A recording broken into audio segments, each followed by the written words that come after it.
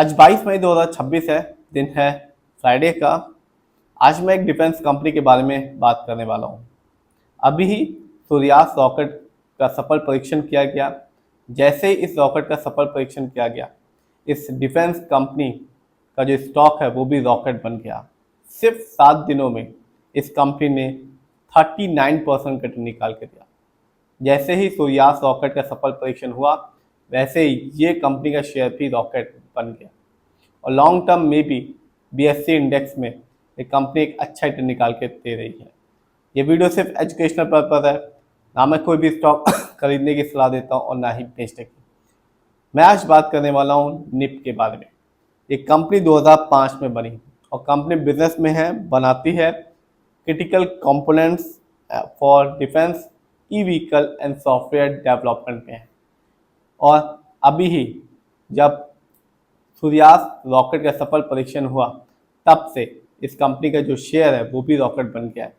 सिर्फ 7 दिनों में इस कंपनी ने 39% का रिटर्न निकाल के दिया और आज भी इस कंपनी ने कमाल का रिटर्न निकाल के दिया है। यदि मैं आज की बात करूं तो आज इस कंपनी का शेयर प्राइस अभी है 1436 रुपीज़ 40 पैसे का और बीएससी इंडेक्स में इस कंपनी ने आज के दिन अपने शेयर होल्डर्स को 10.98% का रिटर्न निकाल के दिया, ऑलमोस्ट 11% का रिटर्न निकाल के दिया एक दिन में। इसका रीज़न ये है कि सूर्यास्त रॉकेट का सफल परीक्षण हुआ है, जिसकी वजह से इस कंपनी का जो शेयर है वो भी रॉकेट बन गया है। ये तो बात है आज की। 7 दिनों से लगातार इस कंपनी का शेयर रॉकेट बना हुआ है। 7 दिनों में इस कंपनी ने 39.66% का रिटर्न निकाल के दिया। यानी आज से ठीक 7 दिन पहले इस कंपनी के शेयर प्राइस था 1012 रुपीज़ 80 पैसे का, जो आज के दिन है 1436 रुपये 80 पैसे का। तो 7 दिनों में जैसे ही न्यूज़ आई कि सफल परीक्षण हुआ है रॉकेट का, वैसे ही इस कंपनी का जो शेयर प्राइस है वो भी रॉकेट बन गया। लेकिन मैं हमेशा कहता हूँ कि आप लॉन्ग टर्म को देखें, तभी किसी भी कंपनी में अपना पैसा लगाएं। बात करें इस कंपनी की, तो बीएससी इंडेक्स में इस कंपनी ने एक साल में अपने शेयर होल्डर्स को निराश किया। इस कंपनी के शेयर में गिरावट रही 6.17% की। यानी आज से ठीक एक साल पहले इस कंपनी का शेयर प्राइस था 1525 रुपये का, जो आज के दिन है 1436 रुपये 80 पैसे का। लेकिन बीएससी इंडेक्स में लॉन्ग टर्म में 5 साल में इस कंपनी ने अपने शेयर होल्डर्स को बिल्कुल भी निराश नहीं किया। सिर्फ 5 साल में इस कंपनी ने 3733% का रिटर्न निकाल के दिया। यानी आज से ठीक 5 साल पहले बीएससी इंडेक्स में इस कंपनी का शेयर प्राइस मिल रहा था 44 रुपीज़ 95 पैसे का, जो आज के दिन है 1436 रुपीज़ 80 पैसे का। ये जो मैं डाटा बता रहा हूँ, जो रिटर्न बता रहा हूँ, वो सिर्फ और सिर्फ बीएससी इंडेक्स का बता रहा हूँ, ना कि एनएससी इंडेक्स का। तो बीएससी इंडेक्स में इस कंपनी ने लॉन्ग टर्म में अपने शेयर होल्डर्स को मालामाल किया और जब से न्यूज़ आई है, सफल परीक्षण हुआ है, तब से ये कंपनी एक अच्छा खासा रिटर्न अपने शेयर होल्डर्स को दे रही है और आज भी इस कंपनी ने ऐसा ही किया। आज भी 11% का रिटर्न निकाल के दिया इस कंपनी ने। ये तो बात है रिटर्न की। जानते हैं इस कंपनी के स्टॉक प्राइस को, हाईएस्ट शेयर प्राइस को और लोएस्ट शेयर प्राइस को। तो एक साल में इस कंपनी का जो हाईएस्ट शेयर प्राइस गया वो गया 2000 रुपीज़, जबकि एक साल में इस कंपनी का जो लोएस्ट शेयर प्राइस आया वो रहा 810 रुपीज़ का।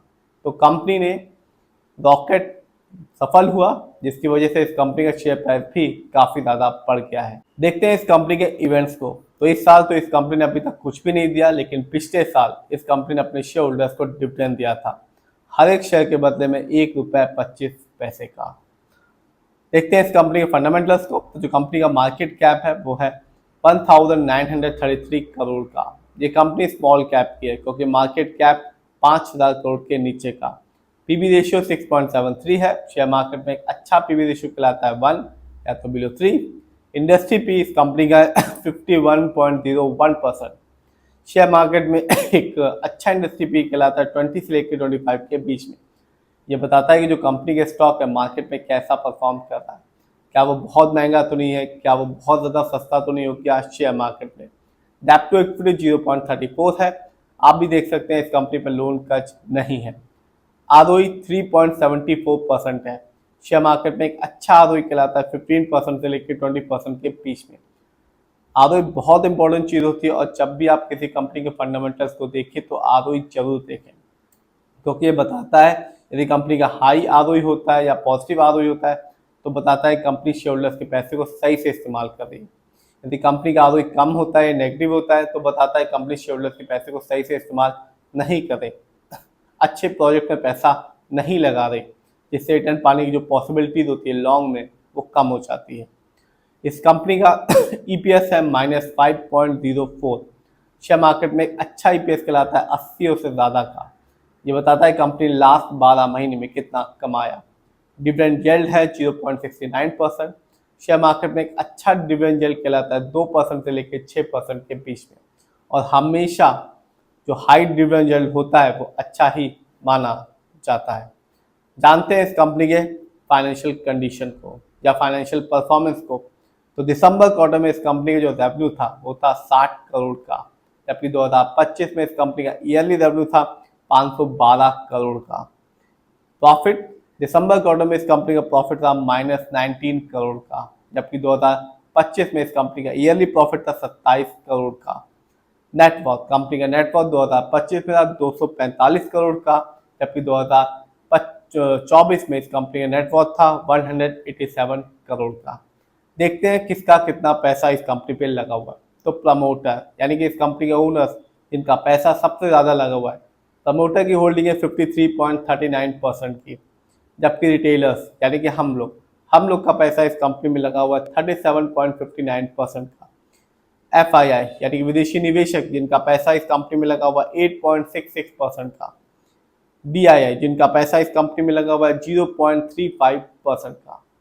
तो सूर्यास रॉकेट सफल हुआ, जिसकी वजह से इस कंपनी का शेयर भी रॉकेट बन गया, और आज भी 11% का रिटर्न निकाल के दिया BSE इंडेक्स में, 7 दिनों में 39% का रिटर्न निकाल के दिया BSE इंडेक्स में, और लॉन्ग टर्म में स्पेशली 5 साल में इस कंपनी ने अपने शेयर होल्डर्स को 3733% का रिटर्न निकाल के दिया है।